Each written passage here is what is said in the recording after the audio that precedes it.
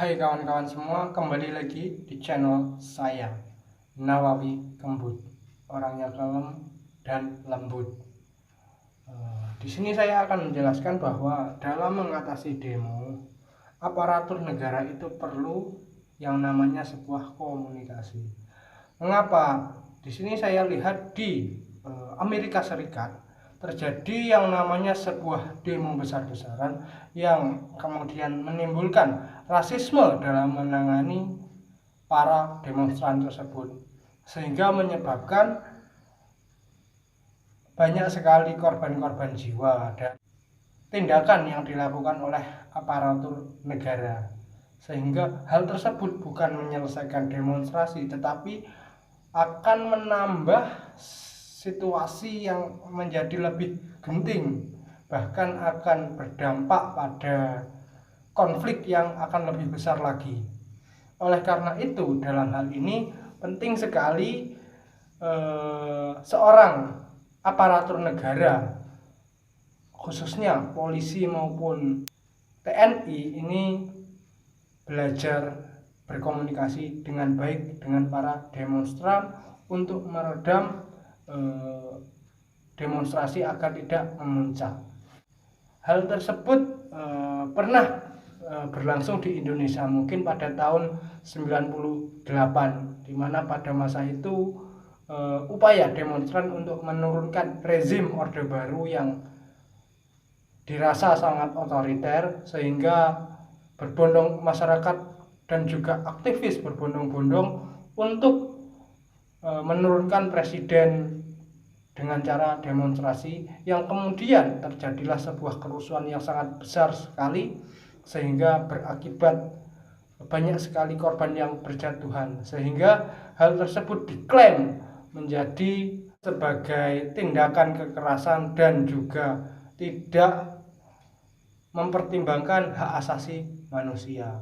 Dari situlah Indonesia, para aparatur negaranya ini belajar dari hal tersebut, sehingga dipraktekkan pula di masa kepemimpinan Joko Widodo pada saat aksi 212 maupun aksi-aksi lainnya dalam upayanya meredam demo. Kita lihat saja pada tahun 2016 kalau nggak 2017 lalu, aksi 212 dalam upaya menurunkan gubernur Jakarta yang pada masa itu masih dipimpin oleh Basuki Cahayapurnama, yang dianggap pada masa itu oleh sekelompok tertentu bahwa beliau adalah penista agama, sehingga menurunkan sebuah demonstran dengan yang didagangi oleh ormas yang ya cukup tersohor juga namanya, dengan berbondong-bondong di Tugu Monas, yang ramai-ramai di Tugu Monas dengan menyuarakan aksinya dalam upayanya untuk menurunkan gubernur Jakarta pada masa itu masih di bawah kepemimpinan Ahok.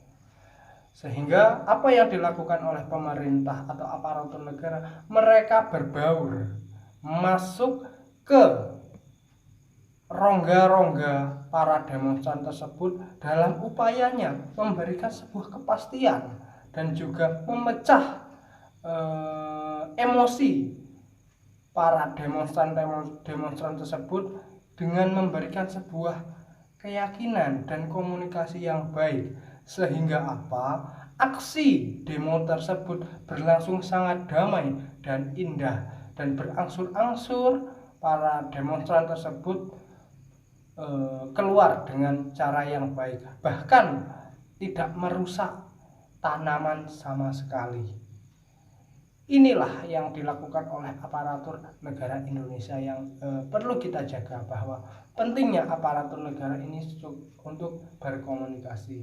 Sehingga ketika saya melihat bagaimana aparatur negara Amerika Serikat dalam menangani demonstran yang cukup luar biasa dalam upayanya memperjuangkan hak asasi manusia, ini saya rasa juga perlu belajar dari aparatur negara Indonesia, khususnya polisi dan Polri yang dimiliki oleh Indonesia, strategi dan juga cara penanganan demonstran agar tidak terjadi sebuah rasisme yang berujung pada kekerasan hak asasi manusia. Ini sangat berbahaya karena apa? Penanganan sebuah demo yang sangat keliru akan menimbulkan sebuah konflik besar, sehingga nantinya hal tersebut akan dimanfaatkan oleh oknum-oknum yang punya kepentingan dalam situasi tersebut untuk menggulingkan otoritas yang berkuasa. Sehingga sebagai aparatur negara tentunya harus berhati-hati dalam menangani sebuah demonstrasi. Agar apa? Agar keutuhan suatu negara itu tetap terjaga. Pentingnya belajar komunikasi yang baik dengan para demonstran tersebut dan berikanlah sebuah kepastian bahwa pemerintah yang memang bertanggung jawab atas hal itu benar-benar menangani dan juga menyerap aspirasi yang memang disampaikan oleh para demonstrasi, sehingga mereka berkeyakinan bahwa pemerintah benar-benar bekerja dengan sangat baik. Oleh karena itu, kita harus bangga dengan perkembangan strategi aparatur negara Indonesia yang memang sangat baik dalam menangani sebuah massa yang sedang berdemonstrasi. Komunikasi yang baik akan menimbulkan sebuah hal yang baik, tetapi ketika terjadi miss atau diskomunikasi, ini akan berdampak buruk bagi sebuah keutuhan negara, bahkan akan menimbulkan konflik sosial di mana-mana.